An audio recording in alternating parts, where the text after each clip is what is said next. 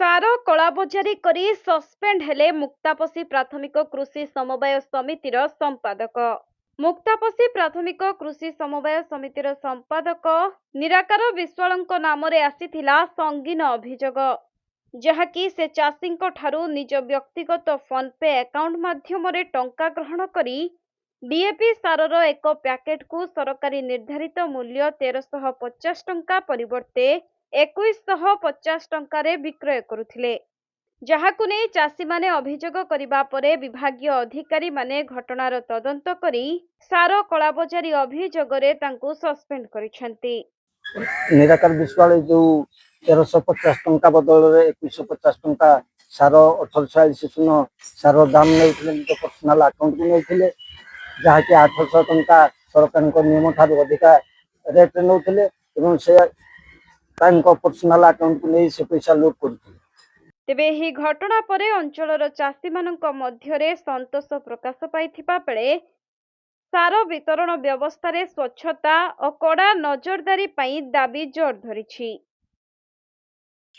ଆମର ଦେଖନ୍ତୁ 1846 ସାର ଯୋଉ ଡିଏପି ଥିଲା ତାର ସରକାରୀ ଦାମ ହେଉଛି 1350 ଟଙ୍କା, କିନ୍ତୁ ଆମର ଏଠି ସେକ୍ରେଟାରୀ ନିଜ ଫୋନପେ ଆକାଉଣ୍ଟରେ ସେ ନିଅନ୍ତି 2150। ସରକାର ଏଠି ସ୍କାନର ଲାଗିଛି, ସେ ନିଜ ପର୍ସନାଲ ଆକାଉଣ୍ଟକୁ ନିଅନ୍ତି। ମୁଁ ଭାବୁଛି ଓଡ଼ିଶାରେ ସବୁ ସମବାୟ ତାଙ୍କର ଏଇଭଳିଆ ସବୁ ସାରର କାରନାମା ହଉଥିବ ମୁଁ ଭାବୁଛି ବୋଧେ, ଯେହେତୁ ଆଜି ଆମର ପର୍ଯ୍ୟାୟ ନିର୍ବାଚନରେ ମୁକ୍ତାପସି ସମବାୟର ଏଇଭଳିଆ ଦେଖାଗଲା। ନିରାକାର ବିଶ୍ୱାଳ କରିବ ସେକ୍ରେଟାରୀ ଯିଏ ଅଛନ୍ତି ତାଙ୍କ ନିଜ ଫୋନପେ ଆକାଉଣ୍ଟକୁ ସେ ପଇସା ନେଇ ଆଜି ଧରା ପଡ଼ିଛନ୍ତି। ଆଉ କଣ କହିଲେ, ଏବେ ଆମର ମୁଁ ପ୍ରଥମେ ଆମର ଡବଲ ଇଞ୍ଜିନ ସରକାରକୁ ଧନ୍ୟବାଦ ଦେବି, ଆଉ ସ୍ଥାନୀୟ ବିଧାୟକ ବିଭୂତି ଆଈକୁ ଧନ୍ୟବାଦ ଦେବି, ଆଉ ଆପଣଙ୍କ ମିଡିଆ ମାଧ୍ୟମରେ ମୁଁ ଧନ୍ୟବାଦ ଦେବାକୁ ଚାହୁଁଛି। ବର୍ତ୍ତମାନ ଏଇ ଯୋଉ ହାଇଲାଇଟ୍ ହେଲା, ଆଜି ସେ ହାଇଲାଇଟ୍ ସେ ଆଜି ନିରାକାର ବିଶ୍ୱାଳ ସସ୍ପେଣ୍ଡ ହେଇଛନ୍ତି।